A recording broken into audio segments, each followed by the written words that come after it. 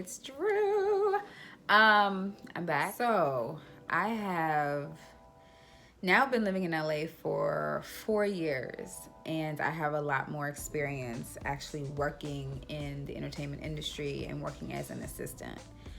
And a lot of times now I get questions from random people asking me like how I got my assistant job, how I became a writer's PA, a writer's assistant, a showrunner's assistant. And so I think I'm going to do a breakdown of each of those in different videos, but I wanted to talk about getting my very first assistant job because it's not quite as simple as I just applied and then I got it. So my journey actually started on Twitter. I actually found this Twitter handle, Writers of Color, which I think I talked about in one of my older videos as a great resource for writers to get work. And through that, I had met this girl named Kay Nicole. Kay Nicole was working on this online publication called Hollywood's Black Renaissance at the time. And, you know, I basically was just interested in writing in any capacity about Black women, Black men in film and television. So I connected with her through Twitter and we kind of sparked a relationship and I started writing articles for her. And then fast forward, I moved out here to LA and we met up again and we had lunch. So one of the things she told me about was We Are Industry, which was a Google group that was created in order to connect similar like Black creatives together for work opportunities and jobs. At the time, you know, any input or anything that anybody could offer me was amazing, right? Because I didn't know, I mean, I only knew like the typical kind of job sites. I knew Indeed, I knew the Media Bistro, Entertainment Careers, I knew like those type of places, but nothing that was really specific to writing or working in television. Now, when I first moved to LA, I was working in advertising. I was a proposal manager, working on winning government contracts for for the advertising agency that I was with, which, needless to say, was for me, it like sucked the soul out of me. I hated it. I mean, I didn't hate it, but like it just wasn't for me. And I had been doing that for probably about 6 to 7 months when I first got out here. And then it ended. So I got on unemployment like most creatives do when you start a job and then it's over. You know, I was just kind of like, okay, what else can I be immersing myself in to kind of network and meet people out here? You might have seen in some of my previous videos, I was going to a lot of events, a lot of WGA meetups and panels and things like that. And that was great for a while. But then what I started realizing is I need to be able to cultivate my online presence. So what does that mean? It means I needed to have a website. You know, I'm building my website on Wix, like just kind of like creating it or whatever. And I was like, damn, I need some headshots because, you know, I didn't have any professional headshots at all at the time, right? And so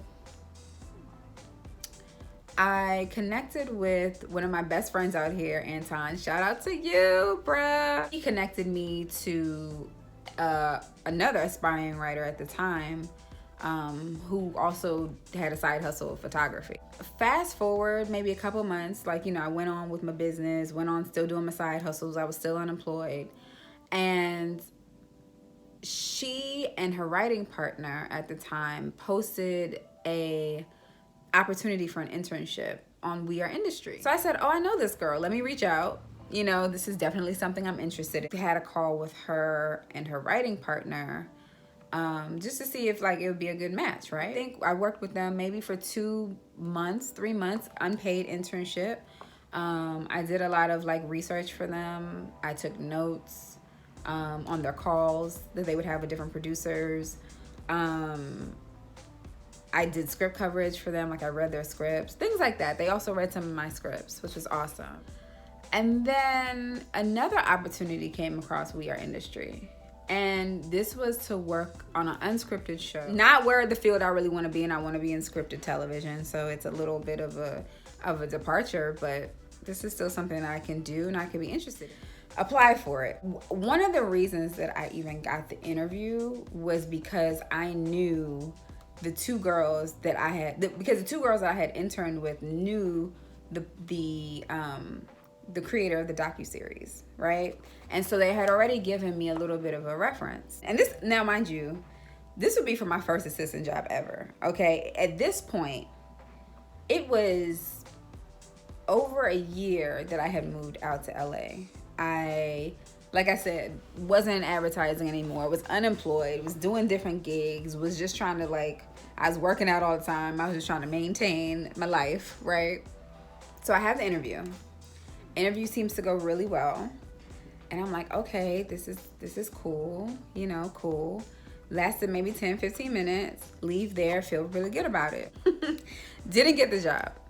Now, my unemployment was running out, okay? My unemployment was running the fuck out. So I needed to figure out what I was gonna do. And I was hustling a lot, But there came a moment, I think this might have been in June or July, where I was just like, I don't know. I might have to go home. I might have to go back home. And it really, at the time, I wasn't even thinking much of it. It was well, I tried, and but the money is low, but I tried to move out here and tried to pursue it. And maybe it's not working out. And maybe I'm just supposed to go back home and get a good old government job and be good with that. So fast forward. I'm at a house party, right? I'm at a house party.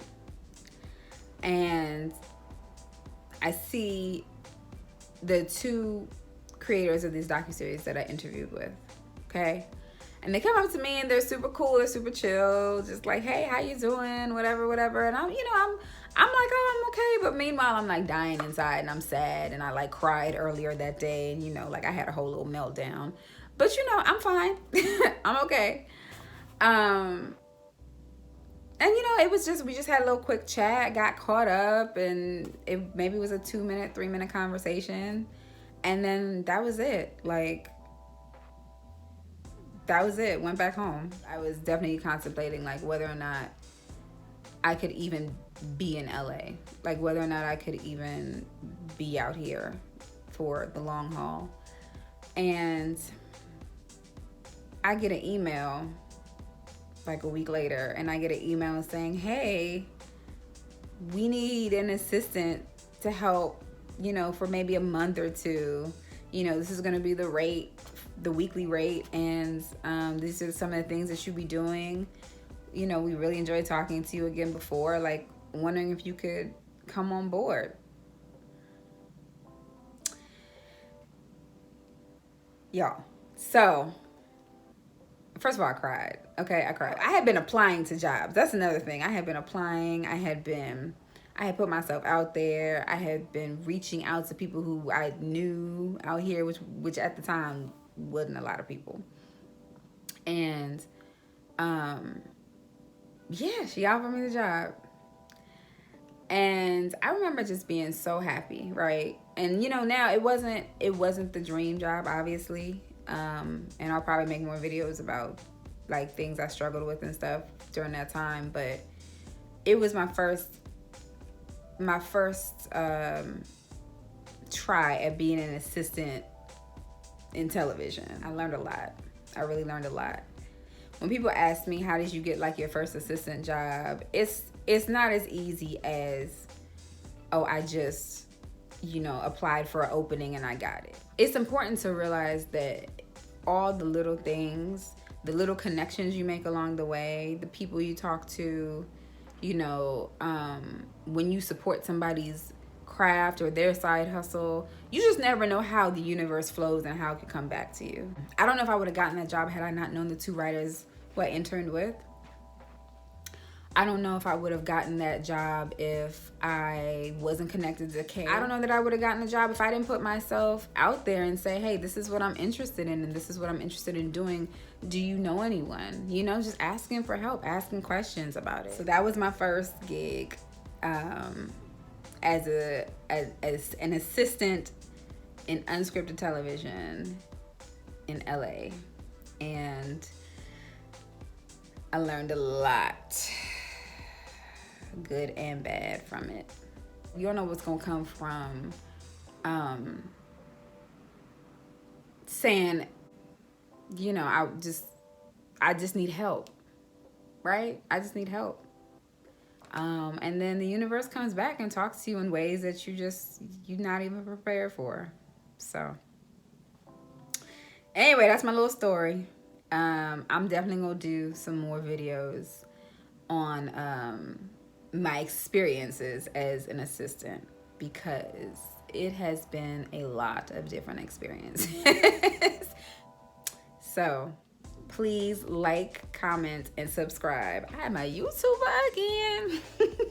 I'm hoping that this reaches somebody, because, and this is just random now, I'm just talking, but like when I was moving out here 4 years ago, I wanted somebody who could guide me through this a little bit, and I was looking to YouTube for somebody who could do that, and I'm hoping that I could be that for somebody, even if it's just one person, like one girl who's out there in Minnesota or Maryland or Michigan or wherever, and is trying to like decide whether or not he or she, or I said girl, but boy or girl, whether or not he or she should come out here, and like the steps they need to take or the fear that they have around it.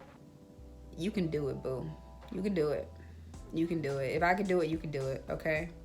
So that's it. Thank y'all for watching, and be blessed. Bye.